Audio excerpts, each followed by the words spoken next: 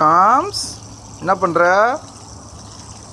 ஒரே குசாலமாக தான் இருக்குது. தண்ணி விட்டு ஆரம்பித்தா செடிகளுக்கு தண்ணி பாய்ச்சினா. எங்கே போகிற?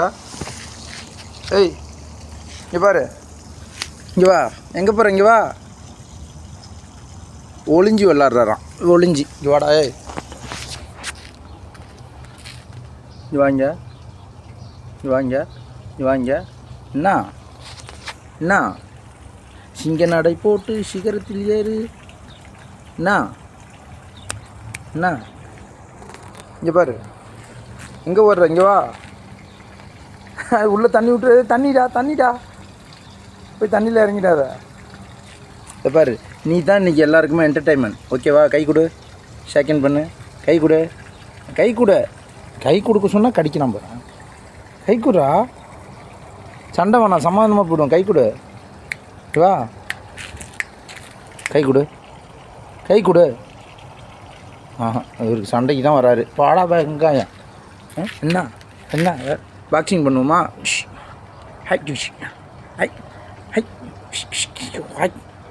பாரு, இந்தியன் தாத்தா குத்துற மாதிரி குத்திடுவேன்.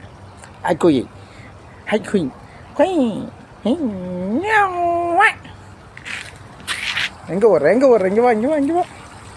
இங்கே வா.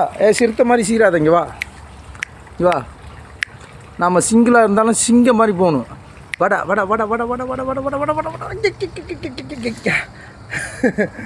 மாஷா அல்லாஹ். உள்ள தண்ணி இருக்கு, போகாத. தண்ணி ஃபுல்லாகிடுச்சு. மாற்றி விடுமா தண்ணியா? மாஷா அல்லாஹ்.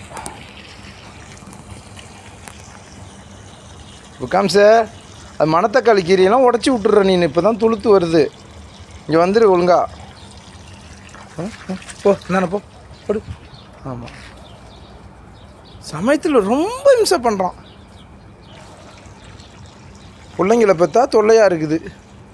ஆனால் இந்த மாதிரி பிள்ளைங்களை பார்க்கும்போது இதுங்களும் தொல்லை கொடுக்குது. என்ன செய்ய?